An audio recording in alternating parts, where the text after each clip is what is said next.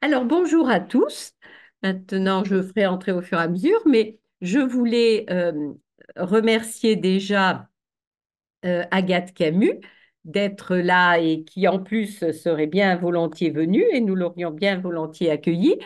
Et elle va nous parler de son thème de recherche depuis déjà longtemps et qu'elle poursuit sur les maladies chroniques et l'autonomie qui est vraiment son terrain de prédilection. Elle a un diaporama, donc on va peut-être voir notre écran se transformer un peu. Agathe, je te laisse te présenter un petit peu et puis tu nous dis quand est-ce que tu Oui, commences à prendre bien sûr. la main pour l'écran, hein? Ok, alors merci beaucoup. Merci Marie-Elisabeth de m'avoir invitée dans ce séminaire Clermontois. Je suis très contente. Ça fait longtemps que j'ai pas parlé, enfin je suis pas venue à Clermont, que j'ai pas parlé devant des Clermontois. Et pour ceux qui ne le savent pas, c'est ma ville natale. Et puis c'est ici aussi que j'ai commencé mes études de philo. Donc c'est toujours important pour moi de revenir parler de mes recherches ici. Je suis post-doctorante en philosophie, donc j'ai été formée à la philosophie et j'ai fait une thèse de philosophie de la médecine, effectivement, sur des questions de santé et d'autonomie en médecine interne. Et puis, depuis quelques années maintenant, je travaille plus spécifiquement sur les maladies chroniques en général et des questions qui se rapportent à l'idée de vie normale. Donc c'est ça que je vais vous présenter aujourd'hui, plutôt que l'autonomie, la vie normale. Et on verra qu'on va prendre des chemins de traverse pour y arriver. Voilà, j'ai effectivement un diaporama, donc je vais bientôt switcher mon écran. Je voulais aussi dire que je ne savais pas exactement qui participait au séminaire, donc c'est une présentation comme j'ai l'habitude de les faire, plutôt philo. Mais s'il y a des choses qui sont pas claires, si je vais trop vite, vous n'hésitez pas à m'interrompre, il n'y a pas de souci. Je, je prendrai vos remarques en compte. Donc, je partage mon écran pour que vous puissiez voir les diapositives. Là, je reviens là-dessus. Alors, c'est toujours un grand moment quand il faut le faire. Est-ce que là, c'est... Oui, Oui, bonjour. c'est pas mal. Oui, c'est encore un petit peu flou si jamais tu peux le Alors, corriger un c'est petit flou. peu. Pourquoi c'est flou? Je dis bonjour à Pierre-Philippe, Agathe. Pierre-Philippe vient de se brancher Bonsoir. aussi. Oui.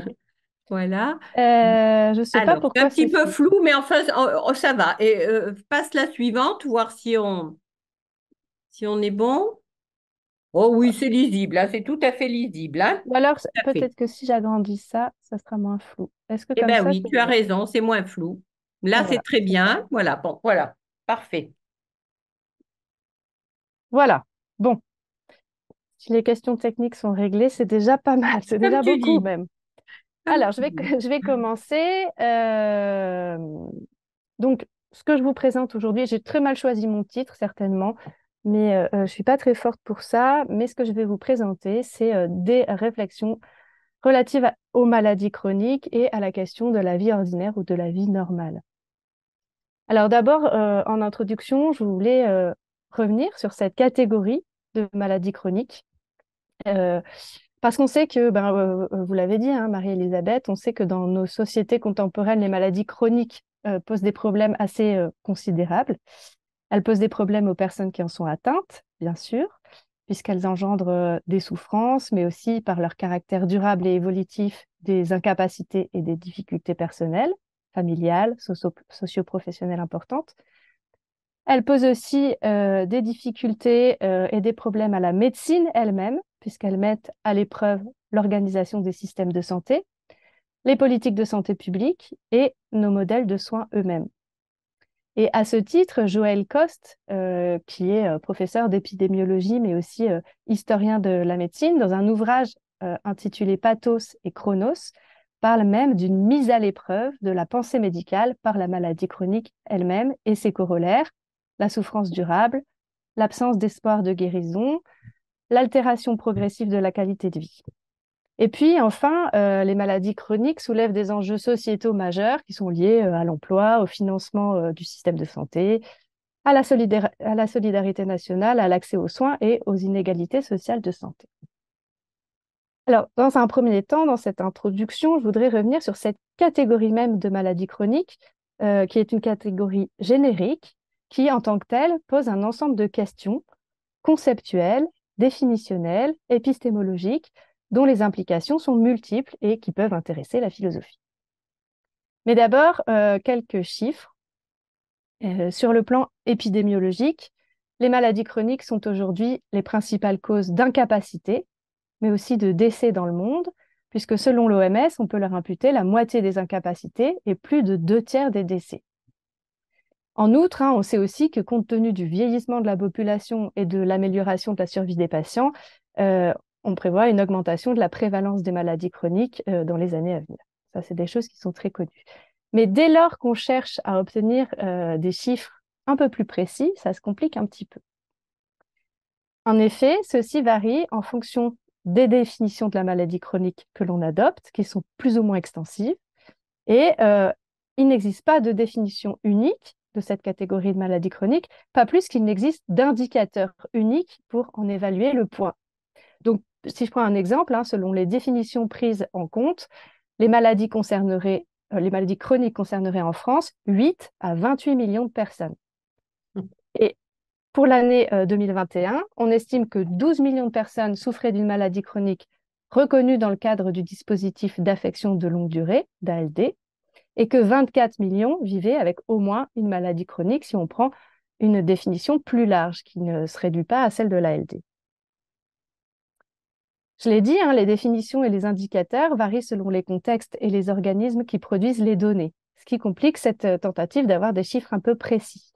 On a vu que, en France, les maladies chroniques sont souvent associées aux seuls ALD, en référence au dispositif médico-administratif de l'assurance maladie, qui organise pour une liste de pathologies un régime particulier de prise en charge. Mais cette approche par pathologie, elle a ses limites quand on envisage plus largement les problématiques de santé soulevées par les maladies publiques que j'ai évoquées en introduction et qui semblent exiger une approche beaucoup plus transversale.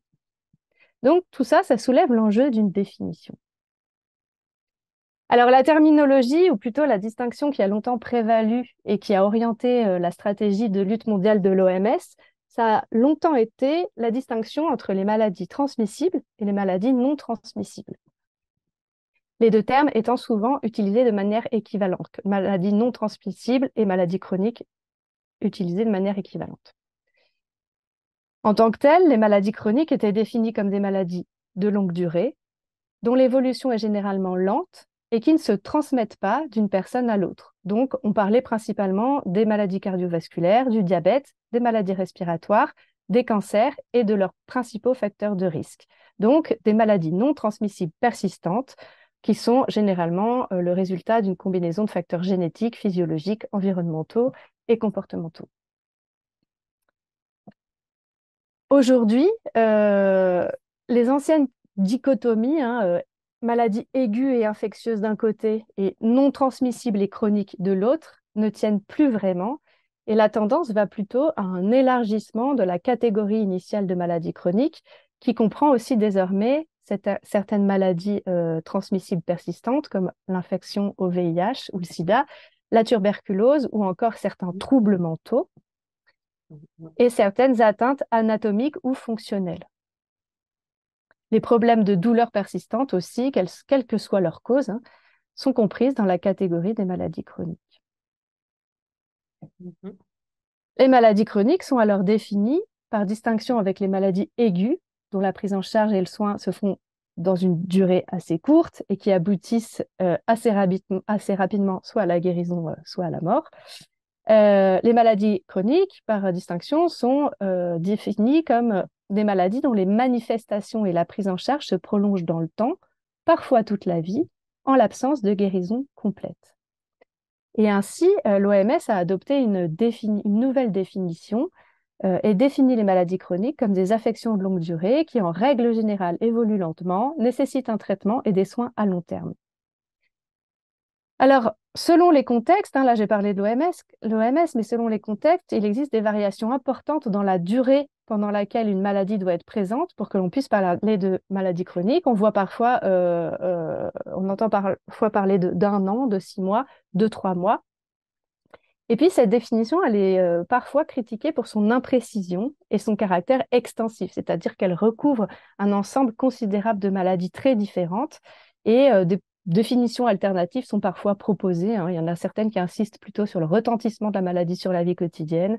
Voilà, il y a plusieurs définitions qui sont proposées, notamment en France par le Haut Conseil de la santé publique. Alors, cette catégorie de maladies chroniques, elle apparaît comme un métaconcept particulièrement élastique et fluide. Là, je reprends les termes de l'historien de la médecine George Weitz, qui lui s'est intéressé à l'histoire récente de la catégorie de maladies chroniques et notamment aux différents contextes d'émergence de cette catégorie comme un objet unifié d'action publique. Et lui et Weitz, hein, c'est dans un ouvrage sur les maladies chroniques au XXe siècle, compare le cas des États-Unis, celui du Royaume-Uni et celui de la France. Un métaconcept donc recouvre différentes maladies et conditions selon les époques, les lieux et les objectifs de ceux qui l'utilisent, et dont on peut se demander si elles partagent assez de caractéristiques pour être regroupées sous une même catégorie. Ainsi, comme l'écrit Joël Coste en introduction de l'ouvrage que je vous ai déjà cité, Pathos et Chronos, se demande si des maladies chroniques différentes, comme les cancers, l'angine de poitrine, la polyarthrite rhumatoïde, la sclérose en plaques, le diabète, la schizophrénie ou l'infection par le virus de l'immunodéficience humaine, partagent assez de caractères, autres que leur durée, pour être appréhendées, pensées et régies utilement sous une même catégorie de maladies chroniques. Et ces éléments-là le conduisent à s'interroger sur la consistance, la pertinence et l'utilité même du concept de maladie chronique. Alors, euh, dans la continuité de ces interrogations, hein, faut-il parler de maladie chronique au singulier ou seulement de maladie chronique au pluriel? Ensuite, la durée est-elle plus pertinente que l'irréversibilité, l'incurabilité, l'activité de maladie, l'incapacité ou encore le handicap pour décrire l'état pathologique et son impact sur la vie quotidienne d'un malade et de son entourage? Et enfin, dans quel contexte catégoriser un problème de santé comme chronique est-il utile? Alors, ces questions, elles sont présentes sous des formes très différentes depuis 2000 ans dans l'histoire de la médecine, avec cependant de longues éclipses dans l'intérêt qui a été porté à la chronicité par la pensée médicale. La question de la chronicité, elle a aussi intéressé les sciences humaines et sociales, qui finalement ont très souvent adopté la nomenclature médicale sans vraiment la questionner, sans la questionner outre mesure. À la durée et à l'incurabilité de la maladie, cependant, elles ont ajouté d'autres éléments pour tenter de caractériser la maladie chronique en se focalisant notamment sur l'expérience vécue. Elles ont mis l'accent sur la gestion de la maladie chronique et sur ses répercussions dans toutes les sphères de la vie sociale. Elles ont mis l'accent aussi sur les incertitudes associées à son évolution, et là je pense aux travaux d'Isabelle Bazanger, qui montrent que la gestion de la maladie chronique se fait selon un schéma toujours ouvert et incertain, instable et déstabilisant. Certains travaux ont insisté sur les souffrances associées à la maladie, d'autres sur les effets de rupture sur la vie et la biographie des personnes malades, et d'autres encore sur la dimension paradoxale d'une crise qui se routinise. Ce qui est intéressant de noter, je crois, en regard de ce que j'ai dit en introduction sur la catégorie de maladies chroniques, c'est que ces travaux, et plus largement l'analyse de l'expérience vécue de la maladie, n'ont pas toujours été associés à un effort de conceptualisation de la maladie chronique, voire ont été considérés comme dénués de valeur pour cette conceptualisation parce que subjectif, etc. Alors même que, je crois, hein, une telle analyse de l'expérience vécue pourrait contribuer de façon substantielle à nourrir la réflexion sur ce que sont les maladies dites chroniques, sur la délimitation du concept et sur la pertinence de la catégorie générique de maladies chroniques, ou du moins de certains de ses usages. Alors, Joël Coste, toujours, dans son ouvrage Pathos et Chronos, appelle à mettre la chronicité à l'agenda de la philosophie. Et je voudrais m'arrêter un instant sur le rôle de la philosophie, et plus particulièrement de la philosophie de la médecine, dans cet effort de conceptualisation. Parce que si la philosophie de la médecine, notamment dans sa branche épistémologique, je reprends ici la tripartition qui est décrite par Maëlle Lemoine, hein, de la philosophie de la médecine en une branche bioéthique, une branche épistémologique et une branche anthropologique. Donc, si la philosophie de la médecine, dans sa branche épistémologique, a largement discuté et débattu de la distinction du normal et du pathologique, de la santé et de la maladie, elle ne s'est pas toujours intéressée à la chronicité en tant que telle, même si la question des maladies chroniques n'est pas absente des débats sur les notions de santé, de maladie, de facteurs de risque, etc. Mais elle ne s'est pas intéressée à la chronicité pour elle-même. Les autres branches de la philosophie de la médecine se sont peut-être intéressées plus spécifiquement à cette question de la chronicité, et c'est le cas notamment de la philosophie de la médecine dans sa branche que Lemoine désigne comme anthropologique, que ce soit dans des travaux d'inspiration phénoménologique ou encore de philosophie dite du soin.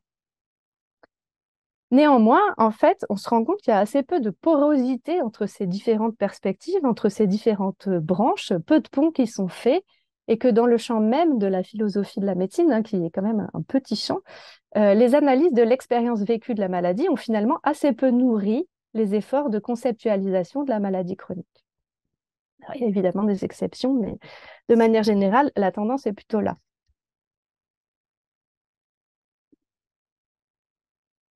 Alors, je quitte un moment ces questions de définition et de catégorie pour en venir aux recherches que je suis en train de mener avec des collègues et dont je voudrais vous présenter les premiers résultats ce soir.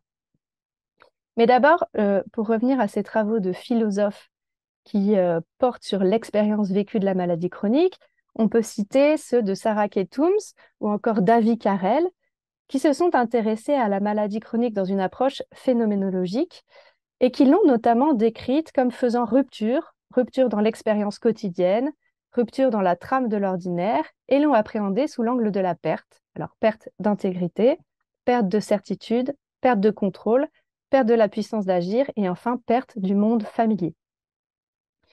On peut aussi citer, dans le champ de ce qu'on appelle la philosophie du soin, parmi d'autres, hein, la philosophe Céline Lefebvre, qui a quant à elle rappelé que la maladie chronique était toujours pour la personne, sinon une rupture, au moins un écart, et un écart douloureux à la vie dite normale, que l'on désigne par là celle d'avant, la vie d'avant, si la personne a connu la santé, ou encore celle des autres. Dans cette perspective, ou un peu en miroir de cette perspective, nous nous sommes intéressés avec Marie Gaille, qui s'est elle aussi penchée sur la question de la chronicité et du soin des maladies chroniques, à l'aspiration qu'expriment certaines personnes atteintes de maladies chroniques à vivre une vie normale et à la place qui pourrait lui être faite par la médecine dans les prises en charge médicales et la conception des parcours de soins. Alors, cette aspiration à la vie normale, à mener une vie aussi normale que possible en dépit de la maladie et de son traitement, on l'a toutes et tous, je pense, déjà entendue. Et on la retrouve aussi dans des témoignages littéraires, dans des enquêtes ethnographiques, ou encore on l'entend parfois en contexte clinique. Néanmoins, à peine identifiée et posée comme un objet pour la philosophie, elle soulève des questions et des objections. En effet, de nombreux travaux, tant en sciences sociales qu'en philosophie, hein, mettent en garde contre une certaine naïveté épistémologique et normative qui aurait ou qui conduirait à accepter l'expression de cette aspiration à la vie normale, en particulier quand elle repose sur le terme de normalité, sans tenir compte de l'analyse critique des normes validistes qui la sous-tendraient, sans tenir compte des conceptions de la vie bonne que ces personnes véhiculeraient en les considérant comme allant de soi, et sans s'intéresser d'abord, et là je parle pour la philosophie, au processus de production de la normalité qui la sous-tendent. Et d'ailleurs, hein, les patientes et les patients sont parfois incités par les médecins à continuer à vivre aussi normalement que possible.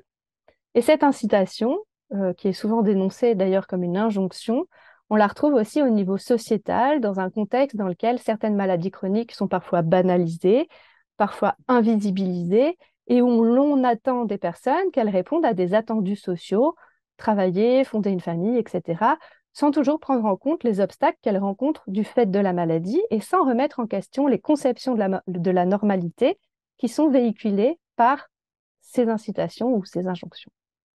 Donc, quand on s'intéresse à cette question de l'aspiration à la vie normale, on voit tout de suite surgir une tension qui vient questionner la pertinence d'un tel objet pour la philosophie. Alors, comment garder cette distance critique sans désavouer a priori l'expression de cette aspiration? Comment prendre au sérieux cette aspiration telle qu'elle s'exprime chez des personnes malades chroniques qui vivent une existence plus ou moins médicalisée sans reconduire un ensemble de présupposés normatifs? Mhm. Et enfin, comment la saisir? Et ça, c'est quelque chose qui me paraît important, en tout cas qui me tenait à cœur. Comment la saisir, cette aspiration, en faisant place à la diversité, voire à l'hétérogénéité des expériences de maladie que recouvre cette catégorie de maladies chroniques. L'objectif étant finalement d'accéder à la compréhension la plus fine possible d'un phénomène complexe qui puisse contribuer à la transformation des pratiques de santé et à la conception des parcours de soins. C'est un vaste programme. Alors, c'est de cet ensemble de questions que nous sommes partis dans le projet de recherche Epiphinor, qui a commencé en 2021, qui devrait se finir en 2024, mais ça se prolonge, on a l'impression que ça va se prolonger éternellement, qui réunit des philosophes, donc Marie-Gaille et moi-même, et des épidémiologistes, Viet Titran et son équipe du CRES à l'Université Paris-Cité, autour de cette question de l'aspiration à la vie normale et dans l'objectif de la décrire quand elle existe et d'en comprendre à la fois le sens et la portée. Alors, devant une question de recherche qui appelle à saisir des expériences qui sont souvent complexes et nuancées et même parfois ambivalentes, et tout ça dans une approche qui soit interprétative et contextualisée, on a élaboré une modalité d'enquête un peu particulière qui mixe des approches philosophiques et épidémiologiques des perspectives de patients autour d'une cohorte qui s'appelle la cohorte COMPARE, que vous connaissez peut-être. C'est une cohorte qui est portée par l'APHP et qui réunit une cohorte en ligne, hein, qui réunit des patients souffrant de maladies chroniques, celle-ci étant entendue comme toute affection nécessitant une prise en charge, c'est-à-dire un suivi régulier ou un traitement de 6 mois ou plus, donc dans une acception très extensive de la maladie chronique. Les participants de la cohorte répondent de manière longitudinale, de manière répétée dans le temps, à des questionnaires en ligne, des questionnaires de santé, mais aussi des questionnaires qui cherchent à comprendre leur expérience de la maladie, du suivi médical, des traitements, etc. Et cette cohorte, elle a l'avantage de permettre à la fois de nicher des études par pathologie. Il y a par exemple en ce moment une étude sur l'endométriose ou une autre étude sur le Covid long, mais elle permet aussi de mener des études transversales, comme notre étude Epiphinor sur la vie normale, donc une étude multipathologie. Alors, j'ai dit qu'on avait élaboré une modalité d'enquête un peu particulière. Concrètement, le projet il s'est structuré en 3 étapes. La première, c'était des observations cliniques menées dans des services de médecine interne de centres hospitaliers périphériques et de CHU, dont le CHU de Clermont d'ailleurs. Et des entretiens, 20 au total, qui ont été menés avec des personnes atteintes de maladies chroniques, toutes maladies confondues, contactées via la cohorte COMPARE. Alors, ces entretiens, ils ont été menés avec 13 femmes et 7 hommes d'âge compris entre 26 et 75 ans. Et en fait, plutôt qu'un échantillon représentatif de la répartition des maladies chroniques dans la société, dans la population française, on a cherché à constituer un échantillon aussi diversifié que possible, dans la mesure où ce qui nous intéressait, nous, c'était la pluralité des conditions et des vécus chroniques, quelle que soit finalement la sévérité de la maladie, sa durée, le temps écoulé depuis son diagnostic ou encore la coexistence avec d'autres maladies. Alors, je ne m'arrête pas sur le détail des pathologies représentées dans notre échantillon, mais je pourrais y revenir ensuite si ça vous intéresse. Mais sachez qu'on a pris en compte tant les maladies somatiques que les maladies ou les troubles psychiques ou psychiatriques, ou encore les syndromes somatiques fonctionnels. Et il faut noter aussi que les situations de multimorbidité, pardon, sont nombreuses dans notre échantillon, parce que dans 16 cas sur 20, les personnes déclarent être atteintes de plusieurs maladies chroniques ou bien avoir eu des maladies intercurrentes ou des séquelles chroniques d'épisodes aigus ou encore d'interventions chirurgicales. Et puis, les entretiens, ils visaient à explorer le vécu de la maladie chronique, notamment les bouleversements, les effets de rupture, mais aussi les arrangements et autres transformations que la maladie, son diagnostic, son traitement, son évolution ou encore son suivi peuvent susciter à différents moments de la vie.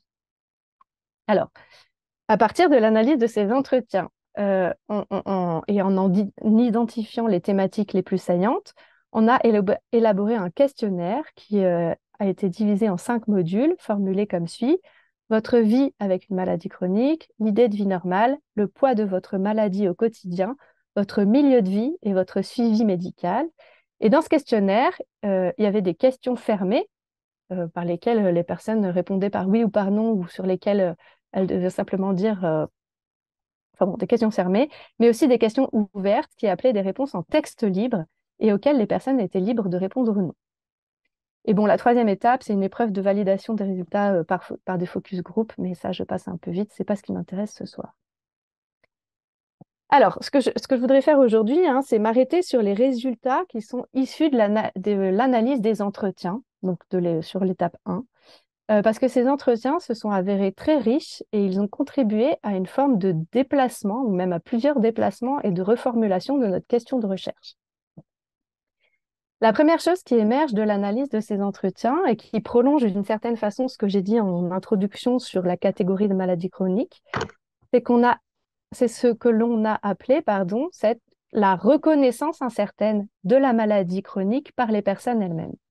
Alors, cette reconnaissance incertaine, elle apparaît pas tant comme une difficulté de nature psychologique, par exemple, qu'auraient les personnes à accepter leur état, ni même seulement comme une difficulté liée au caractère extensif et pluriel de la catégorie de maladie chronique, mais elle apparaît bien plutôt comme quelque chose de constitutif de la vie avec une maladie chronique, de constitutif d'une forme de vécu chronique. Alors, je vais essayer de m'en expliquer, mais d'abord, je vais détailler un peu ce qui nous conduit à parler de reconnaissance incertaine. En effet, si dans certains cas, le fait d'être malade semble être envisagé par les personnes comme allant de soi et ne constitue pas vraiment un sujet, dans la plupart des cas, hein, la plupart des récits qui sont faits dans les entretiens, il s'avère peu évident et fait l'objet d'approches diverses, voire opposées et souvent très circonstanciées. Certaines personnes se disent malades, d'autres non. Certaines décrivent des phénomènes que l'on pourrait rapprocher de l'idée de chronicité, mais n'emploient pas la notion de maladie chronique. Certaines se disent malades, mais pas malades chroniques. Et la relation entre maladie et handicap, ou encore entre maladie et vieillissement, se fait de manière différenciée, voire contradictoire. Et ça, c'est intéressant parce que, je le rappelle, hein, l'ensemble des personnes interviewées partagent le fait d'être des participants de la cohorte compare et donc, a priori, des personnes qui se savent atteintes d'une ou plusieurs maladies chroniques et qui sont décrites comme telles au sein de la cohorte. Alors, certaines personnes se présentent parfois comme ayant des maladies, mais non comme malades. L'une d'entre elles, par exemple, se décrit comme ayant plusieurs pathologies chroniques, des migraines diagnostiquées dans l'enfance, des épisodes dépressifs, ainsi que des problèmes cardiaques liés à une malformation congénitale. Et cette personne, elle précise, je sais que j'ai des maladies chroniques, mais pour moi, je ne suis pas malade. Et on verra qu'elle revendique, hein, pour des raisons précises, l'usage de cette catégorie de maladies chroniques. Par ailleurs, et ça aussi c'est intéressant, la vision et la description de soi-même comme malade peut être discontinue ou occasionnelle. Anne, 61 ans, atteinte de diabète, de polyarthrite rhumatoïde et de fibromyalgie, ainsi que de problèmes d'audition, ne se voit pas seulement ni toujours comme une personne malade, et cette perception de soi, elle varie selon l'efficacité du traitement, qui lui permet de connaître des périodes d'accalmie, qu'elle associe au fait de revivre, d'avoir de l'énergie, mais aussi de son identité sociale et qui est liée notamment à son statut professionnel. Elle dit, il y a quelques mois, je vous aurais dit, je suis en longue maladie, je suis malade. Aujourd'hui, je dis, je suis à la retraite et ça change tout. C'est une question de statut social. Et puis, d'autres personnes encore se reconnaissent et se disent malades tout en mettant la maladie à distance. Cécile, par exemple, atteinte de la maladie de Crohn et de spondylarthrite ankylosante, explique qu'elle a 3 enfants, un chat et deux maladies chroniques. Elle distingue le fait de parler d'elle-même et d'évoquer la maladie. Elle dit, la dynamique qui m'est propre n'est pas une dynamique construite autour de la maladie. D'ailleurs, je devrais peut-être vous parler de moi au lieu de vous parler d'elle. C'est vraiment ça, elle ne fait pas partie de mon identité. Elle décrit donc, cette personne, hein, une vie dans laquelle la maladie prend une certaine place, mais ne la détermine pas tout entière. Et puis Charles, âgé de 57 ans, est diagnostiqué depuis 20 ans d'un diabète insulinodépendant et atteint d'insuffisance cardiaque, se décrit quant à lui non pas par sa maladie, mais par l'appareillage dont il fait l'objet. Comme j'aime à me le dire, on m'appelle l'homme qui valait 3 milliards. J'ai un PODS là, un capteur ici, et en plus j'ai un défibrillateur. Et puis, enfin, hein, pour certaines personnes, il s'avère difficile d'échapper au fait de se savoir et de se dire malade, en particulier lorsque la maladie est associée à une symptomatologie lourde ou invalidante, ou encore quand elle est présente sous des formes diverses depuis l'enfance. Enfin, on entend aussi dans certains cas la difficulté à être reconnu comme malade, cette fois-ci par autrui, c'est-à-dire de pouvoir bénéficier d'un diagnostic, de pouvoir dire qu'on est malade ou encore être reconnu comme tel.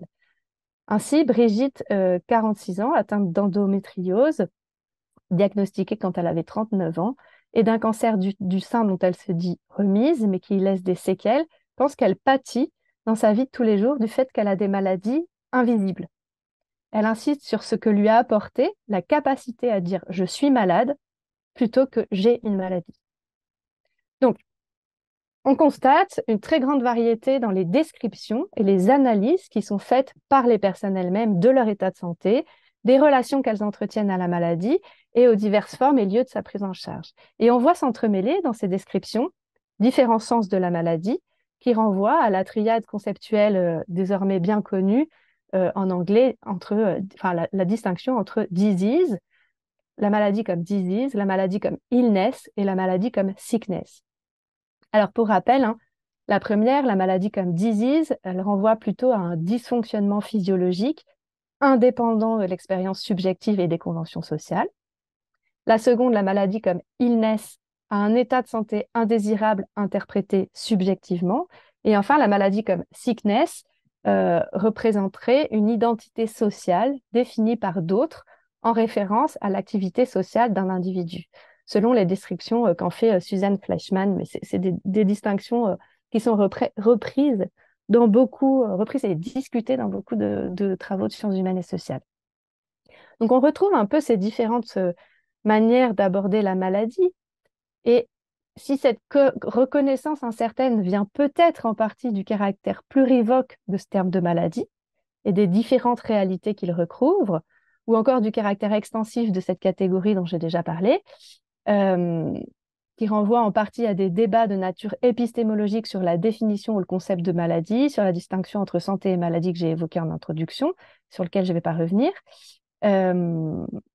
Donc, si cette reconnaissance incertaine, elle tient peut-être en partie à des questions liées à la notion même de maladie, je ne crois pas qu'elle s'y résume, et les analyses des entretiens nous invitent à nous pencher sur la question de la chronicité ou du vécu chronique, pour essayer de la saisir un petit peu plus finement, cette reconnaissance incertaine. Et donc, je voudrais m'arrêter un instant sur la question des temporalités complexes qui sont à l'œuvre dans la maladie chronique en m'appuyant très directement sur les entretiens. Il faut peut-être que j'aille un petit peu plus vite, mais en effet, si certaines personnes pointent les incertitudes, les difficultés et les transformations spécifiques qui sont liées à une pathologie dont on sait ou dont on soupçonne qu'elle va durer, toutes ne le font pas dans les entretiens et la notion même de maladie chronique est assez peu utilisée. Je reviendrai sur les usages qui en sont faits. On trouve en revanche des descriptions fines et très détaillées des temporalités complexes qui sont à l'œuvre dans la maladie et dans la multimorbidité et qui m'ont paru très intéressantes. Dans certaines de ces descriptions, la durée, la continuité et la permanence sont centrales et elles accompagnent parfois l'idée d'une expérience de la maladie qui ne se distingue plus de la vie elle-même.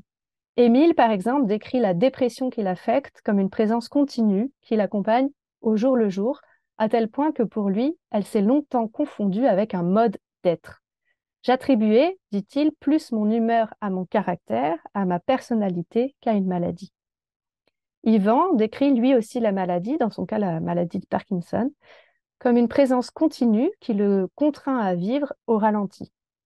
Dans les deux cas, la maladie donne son allure à la vie, se confond avec elle, et plus que comme un attribut, elle est décrite comme une manière d'être au monde marquée par une certaine continuité ou une forme de linéarité, qui est d'ailleurs perçue par Émile comme un symptôme même de la maladie et qui lui fait dire qu'avec sa maladie, tout prend la même épaisseur. Il y a, dit-il, un nivellement des événements. Au contraire, certaines expériences de maladie chronique, au contraire, apparaissent comme essentiellement discontinues. Ainsi, pour Anne, la maladie chronique est souvent perçue comme une ligne droite, alors que, dit-elle, pas du tout. Atteinte de diabète, de polyarthrite rhumatoïde et de fibromyalgie, elle insiste sur les difficultés spécifiques liées aux maladies en dents de scie, qui demandent sans cesse de réajuster sa cadence, son rythme de vie, son allure au gré des épisodes de crise et des moments de répit, et qui interdisent de s'installer véritablement dans une situation. C'est quelque chose qu'on retrouve chez Solène.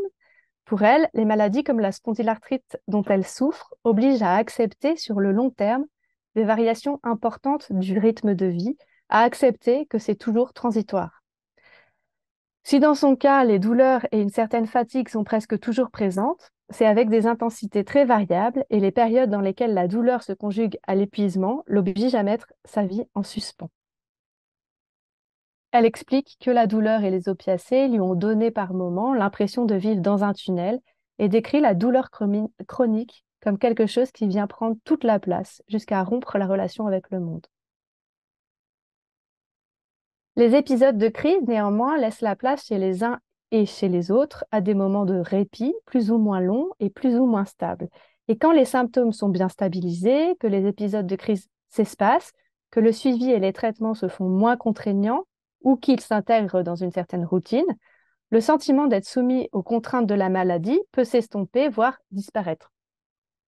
Si elle est mise en sourdine, il est cependant rare que la maladie sorte complètement du cadre de l'expérience. Et les périodes d'accalmie s'accompagnent d'autres désagréments, d'autres préoccupations, d'autres dimensions de la maladie qui sont moins visibles mais tout aussi présentes, telles que la fatigue résiduelle, les effets secondaires des traitements, mais aussi la gestion d'un suivi médical parfois intense. La fatigue, le suivi, les traitements, les examens sont parfois vécus comme une dimension à part entière de la maladie chronique et au même titre que la douleur, que les symptômes et que les incapacités qu'ils provoquent. Ce qu'on voit dans l'analyse, enfin, par l'analyse de ces entretiens, c'est que le temps est une dimension essentielle de la maladie chronique, mais que si la longue durée, l'évolution lente, l'irréversibilité ou la permanence en sont les principaux critères de définition, sur le plan de l'expérience vécue, l'irrégularité, la non-linéarité, l'imprévisibilité ou encore l'intermittence apparaissent tout aussi centrales.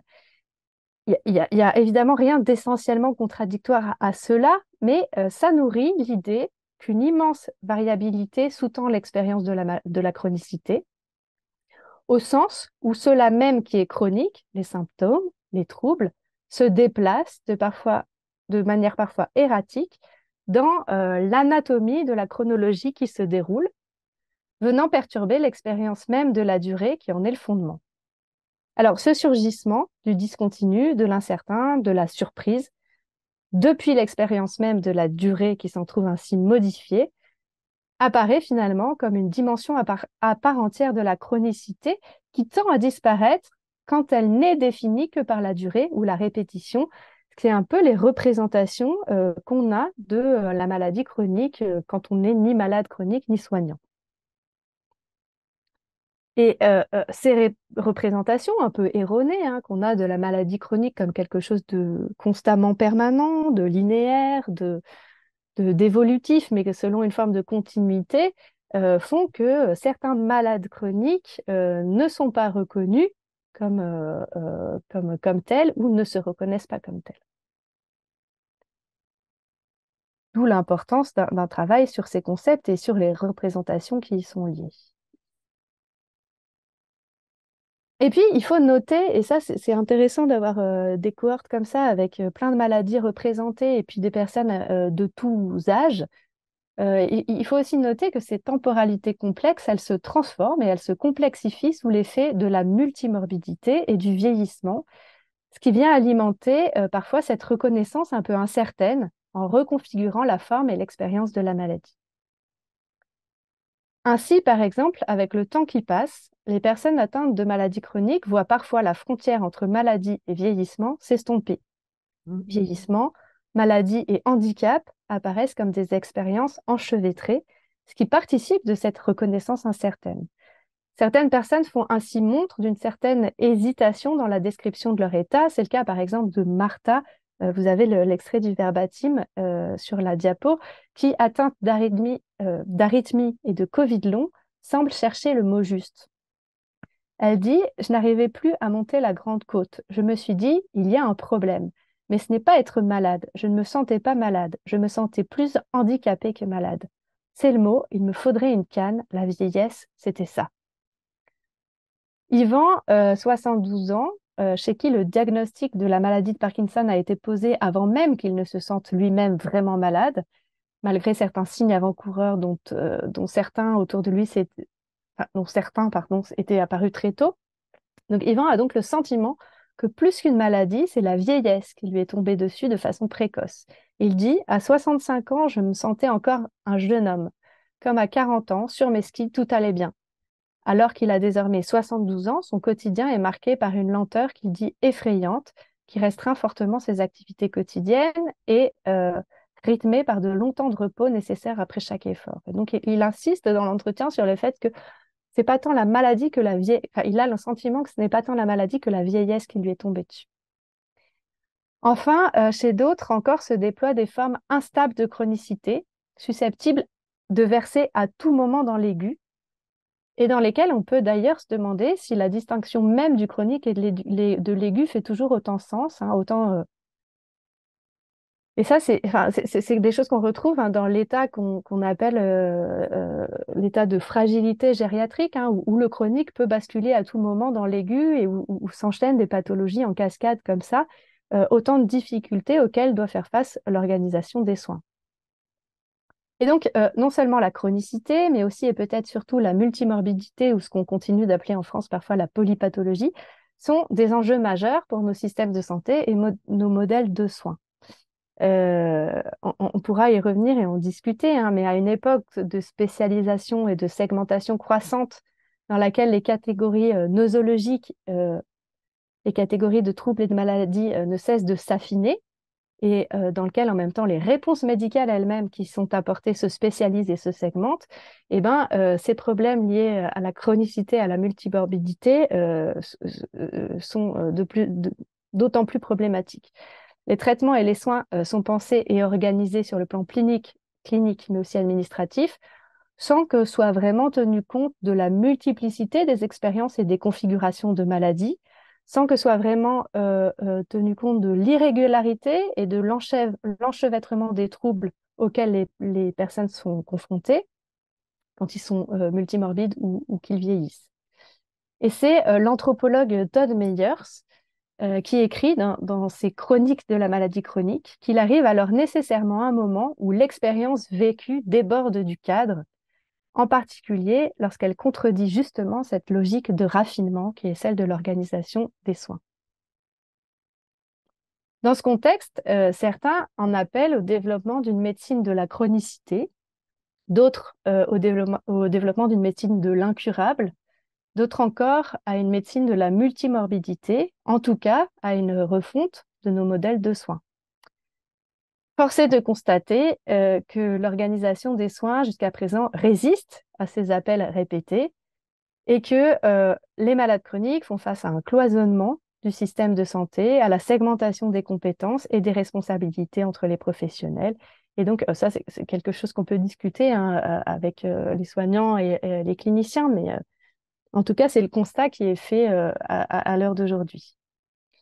Et c'est intéressant parce que George Weitz, déjà dans son travail d'historien hein, de la médecine euh, euh, sur la maladie chronique, hein, rappelle que dans l'histoire de la médecine, la maladie chronique n'est pas tant une catégorie nosologique qu'une condition définie par une position dans le champ médical, en l'occurrence une position d'exclusion et de marginalité. Exclusion et marginalité de ceux que l'on a longtemps appelés les incurables et qui étaient écartés des hôpitaux. C'est intéressant dans la mesure où aujourd'hui, euh, de manière très ambivalente, hein, si la maladie chronique est une préoccupation majeure sur le plan de la santé publique et que la nécessité du développement d'une médecine de la chronicité est sans cesse réitérée, dans le même temps, on voit la chronicité être de plus en plus reléguée en dehors des structures de soins et en particulier de l'hôpital public. Donc, on se retrouve enfin, on retrouve cette position d'exclusion et de marginalité qui a longtemps prévalu dans l'histoire de la médecine. Alors, je regarde un peu le temps. Euh,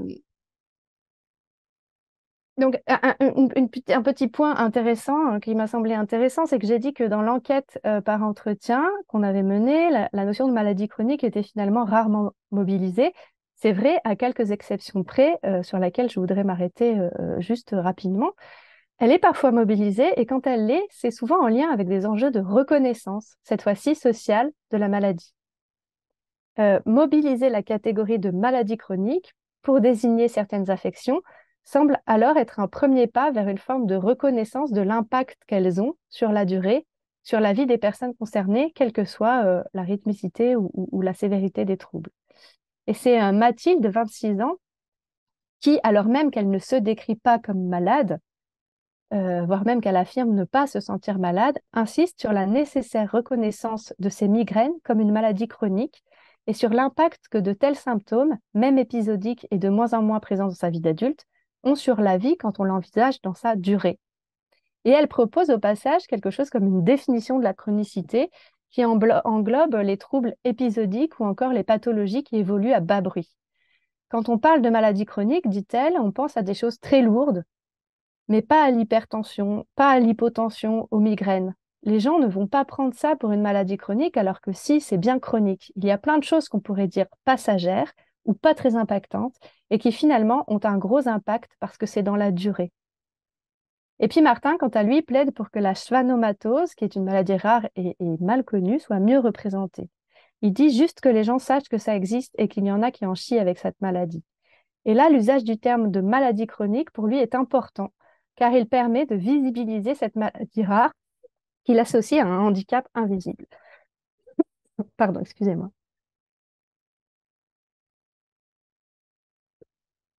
Ça, c'est intéressant, je crois, à mettre en regard de ce que j'ai dit au début sur la reconnaissance incertaine de la maladie chronique, et puis ça fait réfléchir aux différents usages de ce concept. On voit que dans certains contextes, le concept de maladie chronique semble devenir un concept strictement opératoire, qui a vocation à donner une forme de visibilité à des maladies qui n'en ont pas, le tout étant lié à des enjeux de reconnaissance qui dépassent finalement les questions conceptuelles que j'ai pu aborder dans un premier temps. Alors, dans le temps qui me reste, je vais essayer d'accélérer un petit peu. J'aimerais vous faire part d'un autre ensemble de résultats, toujours issus des entretiens, qui nous emmènera petit à petit, enfin, pas trop lentement, je l'espère, vers notre question initiale de la vie normale. Alors, dans ces entretiens qu'on a menés, les personnes élaborent une analyse très riche et parfois très précise des effets de ou des maladies sur leur vie. Elles évoquent ainsi les effets de la maladie sur la vie quotidienne, la manière dont celle-ci, les symptômes et les traitements en font parfois vaciller l'allure, mais aussi elles évoquent les adaptations, les ajustements, les accommodements et les petits décalages qui sont alors nécessaires au maintien de l'ordinaire. Les entretiens donnent alors à voir ce que l'on peut appeler des réarrangements du milieu de vie.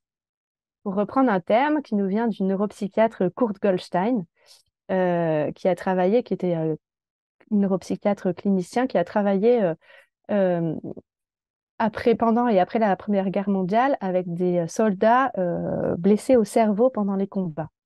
Goldstein, qu'on connaît en France dans le champ de la philosophie, surtout par la lecture qu'en ont fait Georges Canguilhem et Maurice Merleau-Ponty, mais qui est très intéressant à lire aussi pour lui-même.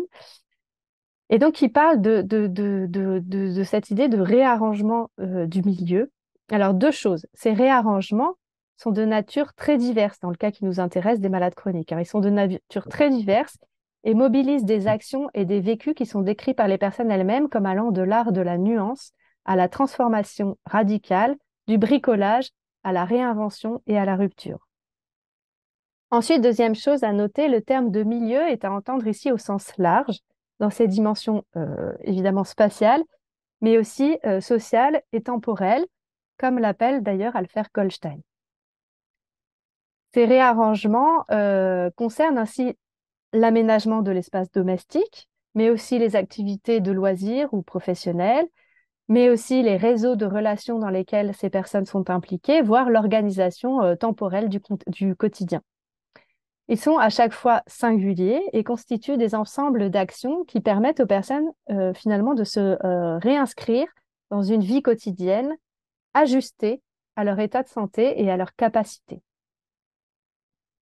Alors, parfois, il s'agit de transformations majeures du milieu de vie, mais ce sont aussi parfois, au contraire, des aménagements minimes, presque invisibles, qui permettent cependant de continuer à faire certains gestes ou activités, de conserver un certain rythme de vie ou une aisance dans son rapport au milieu.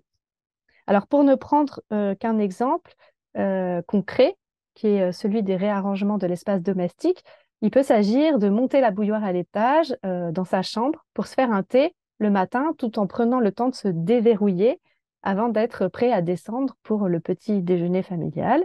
Il peut s'agir aussi de placer des meubles roulants à divers endroits de la cuisine pour y poser les ustensiles lourds quand on cuisine. Et ces aménagements, hein, ces micro-aménagements visent et permettent de réaliser un certain nombre de tâches et de choses du quotidien que la maladie rend parfois difficile à effectuer.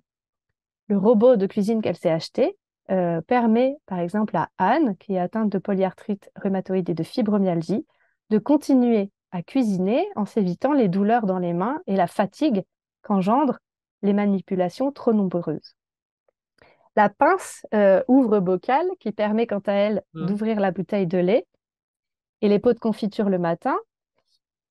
Donc cette pince lui permet d'ouvrir les bouteilles et les pots de confiture même quand elle est seule. Et lorsque la pince ne suffit pas, c'est son mari qui dévisse légèrement les bouteilles et les bocaux avant de partir au travail afin qu'elle puisse prendre son petit déjeuner comme d'habitude. Les différents aménagements réalisés, l'équipement de son domicile et l'aide procurée par son mari permettent ainsi à Anne d'évoluer dans son environnement sans se sentir trop empêchée dans son quotidien. Et elle dit, là, maintenant, avec ce nouvel aménagement, j'ai un sentiment de liberté parce que là, il n'y a plus rien qui m'entrave. Alors que Dieu sait quand même que dans mon quotidien, tout m'entrave. Alors, là j'ai pris qu'un exemple hein, qui est très pragmatique, mais ces réarrangements du milieu qui sont décrits dans les entretiens sont vraiment très divers et engagent un ensemble d'actions très différentes, mais ils peuvent apparaître comme autant d'efforts pour continuer de mener une vie normale. Pourtant, on s'est aperçu qu'ils étaient très rarement décrits en ces termes par les personnes. Et puis, par ailleurs, je reviendrai sur le fait que ce soit peu décrit en termes de vie normale ou de normalité, mais par ailleurs, le travail continu de nuances, d'ajustement et de réarrangement, voire de transformation du milieu qui est déployé par les personnes pour continuer à accomplir certaines tâches, à faire certaines choses qui ont du sens, qui comptent pour elles et qui sont parfois constitutives des relations familiales ou sociales. Tout ça, ça fait émerger ce qu'on peut appeler, à la suite de l'anthropologue Ayo Wahlberg, de nouveaux kinds of living. Donc une expression qu'on pourrait traduire par mode de vie ou forme de vie. Les deux traductions ne sont pas très satisfaisantes, mais pour l'instant, j'ai rien de mieux. Donc ça fait émerger de nouveaux modes de vie ou de nouvelles formes de vie. Wahlberg reprend, dans un article dont je pourrais vous donner la référence, reprend et prolonge les réflexions de Canguilhem sur la normativité du pathologique, en montrant que la maladie suscite non seulement de nouvelles normes de vie sur le plan biologique, Canguilhem l'a très bien dit, mais aussi d'autres kinds of living, d'autres formes de vie ou d'autres modes de vie au sens où, dit-il, les perturbations somatiques débordent sur le monde social et vice-versa. Les activités quotidiennes telles que s'occuper des enfants, faire à manger et manger, célébrer, socialiser, se baigner, faire de l'exercice, travailler et ainsi de suite sont façonnées en de nouveaux modes de vie par les exigences spécifiques liées à la maladie, au traitement et aux besoins de soins et d'assistance qui en découlent. Et de fait, la maladie chronique, lorsqu'elle est symptomatique, invalidante, mais aussi lorsqu'elle implique tout simplement la prise quotidienne de traitements ou encore le recours à des dispositifs médicaux, engendre de nouvelles manières de vivre, d'user de son corps, d'interagir avec son milieu, mais aussi de nouvelles formes de socialité et de vie collective. Elle suscite aussi parfois une redéfinition des attentes chez les personnes, hein, des attentes envers la médecine, des attentes envers le cercle familial, envers le milieu professionnel et plus largement de la société. Et puis, elle suscite aussi parfois des aspirations et des définitions, des redéfinitions de la vie bonne pour soi et parfois aussi sur un plan plus général. Alors, cette notion de kinds of living utilisée par Wahlberg, elle contient tout ça et plus encore. C'est-à-dire qu'elle ne décrit pas seulement la vie biologique ou physiologique, mais la vie comme quelque chose qui se vit, qui s'expérimente, qui s'affronte et qui s'améliore en termes de qualité, d'espoir, de capacité ou encore de bonheur. Et le chronic living, là pareil, je n'ai pas de très bonne traduction française, mais le chronic living, comme l'appelle Wahlberg, dont le réarrangement du milieu est une dimension essentielle, comporte une dimension transformatrice qui permet la vie avec la maladie dans sa dimension la plus quotidienne ou ordinaire. Et en ce sens, le travail déployé par les personnes malades chroniques pour vivre aussi bien que possible au quotidien n'est pas ou pas seulement une adaptation aux exigences d'un milieu ou d'un mode de vie déjà là, moyennant l'apprentissage de nouveaux gestes ou le recours à des traitements ou à des dispositifs qui viendraient compenser les incapacités. Il ne s'agit pas non plus d'un seul travail de normalisation au sens qu'a donné la sociologie de la santé à ce terme, à cette notion, mais il s'agit, je crois, d'un processus qui relève d'une dimension créative et orientée par la quête d'un milieu de vie à la mesure de la personne malade et qui vient parfois se stabiliser dans des formes de normalité. Oui, alors certes, dans des formes de normalité, mais de normalité en quelque sorte réinventée. Par ailleurs, ce qui ressort des entretiens, c'est la question de la pertinence même de l'usage conceptuel de cette notion de vie normale ou de la normalité. D'une part, cette idée de vie normale, elle est peu mobilisée. Quand elle l'est, c'est de manière assez différenciée selon les contextes. Elle est parfois envisagée sous l'angle de la perte, hein, par exemple chez Georges, qui évoque à plusieurs reprises ce qu'il aurait fait différemment dans la vie normale, c'est-à-dire dans sa vie d'avant la maladie. Elle est aussi évoquée comme la description appropriée de certains moments de la vie avec la maladie, rendus possibles par les traitements, le recours à des dispositifs médicaux ou à certains ajustements, parfois décrits comme des fenêtres de vie normale dans lesquelles il est possible de vivre comme tout le monde, de sortir, d'aller voir des amis, de bouger, de faire plein de trucs. Et l'idée de normalité, elle est enfin parfois mobilisée pour affirmer la banalité de la vie avec une maladie chronique. Et là, c'est Cécile qui dit, je pense qu'il y a quasiment plus de personnes qui prennent un traitement quotidien que de personnes qui n'en prennent pas sur cette terre. En 2021, on est d'une banalité affligeante. Mais en réalité, cette idée de vie normale, elle est rarement évoquée et dans la plupart des cas, elle l'est surtout sur un mode critique. Les personnes mènent notamment des réflexions sur les obstacles qu'elles rencontrent dans la recomposition de nouveaux modes de vie ajustés à la vie avec la maladie et alimentent dans ce contexte une forme de critique des conceptions substantielles ou généralisantes de la vie normale.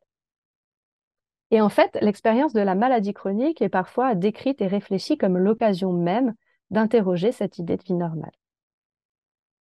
Alors, je ne vais pas m'étendre plus sur cette question, mais cette analyse-là, hein, de la façon dont cette catégorie de vie normale était mobilisée par les personnes elles-mêmes dans les entretiens, elle nous a conduit à réviser les formulations qui étaient pressenties pour apparaître dans les questionnaires, en nous focalisant notamment plutôt sur la façon dont les personnes appréhendent cette idée de vie normale et en leur demandant, d'une part, de se positionner vis-à-vis d'énoncés issus de l'analyse des entretiens. Par exemple, pour dire les choses très concrètement, euh, c'était formulé comme ça. On disait, pour certaines des personnes interrogées lors des entretiens, vivre normalement, c'est vivre comme tout le monde, et la personne pouvait mettre tout à fait d'accord, pas du tout d'accord. Retrouver une forme de routine, qu'elle ressemble ou non à la routine passée, pareil, d'accord, pas d'accord. Vivre quelque chose de nouveau, d'accord, pas d'accord. Quelque chose, normalement, c'est quelque chose d'impossible compte tenu de la maladie et de son impact sur la vie, là aussi, d'accord, pas d'accord. Et puis, on enchaînait sur une question ouverte, sur une question fermée qui était nous sommes bien conscients que le terme de normalité est un terme fort. Le trouvez-vous adapté pour parler de situations de maladies chroniques, de malades chroniques comme vous, oui ou non? Pouvez-vous préciser votre réponse? Et donc ce qui est vraiment très intéressant, alors on est en plein dans l'analyse des résultats et c'est un gros travail car euh, euh, beaucoup de personnes répondent à cette question ouverte et surtout les personnes font des réponses très complètes et très riches. Ce qui était un peu une surprise, hein, parce qu'on a quand même l'habitude dans les questionnaires que les questions ouvertes soient un peu mises de côté ou alors que les réponses soient euh, un peu pas pauvres, mais souvent les personnes répondent en quelques mots. Et donc là, on a vraiment des fois des gros paragraphes de réflexion sur cette question de la vie normale dans le contexte de la maladie chronique. Et ça nous donne des éléments sur la façon dont les personnes appréhendent l'idée de vie normale ou la définissent, mais aussi la façon dont elles se positionnent vis-à-vis de cette question, avec des positionnements qui sont parfois très critiques, mais pas toujours. Et donc ça va donner lieu à un travail à la fois d'analyse thématique des réponses, hein, du point de vue de la philosophie, et aussi d'un travail d'analyse plus quantitative qui va nous permettre aussi de montrer peut-être que, par exemple, on a moins le sentiment d'avoir une vie normale quand les symptômes de notre maladie sont très lourds, très invalidants, ou quand il y a un fardeau du traitement et du suivi qui est très important, etc. Donc ça, c'est des choses à venir. Donc voilà, merci beaucoup de m'avoir écoutée. J'espère que j'ai pas été trop longue et pesante. Juste un petit mot pour dire que toutes les images enfin toutes les photos que j'ai mises dans les diapos sont des photos qui ont été faites dans le contexte du projet par Jeanne de Bussac, qui est une Clermontoise aussi, Ah une oui, c'est vrai. architecte et photographe clermontoise et qui est une amie à moi, et avec laquelle on a travaillé sur cette idée de réarrangement du milieu depuis la photographie. Et puis aussi, je me permets de faire un petit peu de pub parce que avec une collègue à moi, enfin deux collègues à moi, Clara Maté et Claire Gentil, on a fait récemment un podcast qui s'appelle Raconter l'épilepsie, un podcast en humanité médicale qui se déroulera en 5 épisodes et que vous pouvez écouter sur Spotify, Deezer, toutes les plateformes, et qui parle un peu de cette expérience de la maladie chronique qui est l'épilepsie. Voilà, merci beaucoup.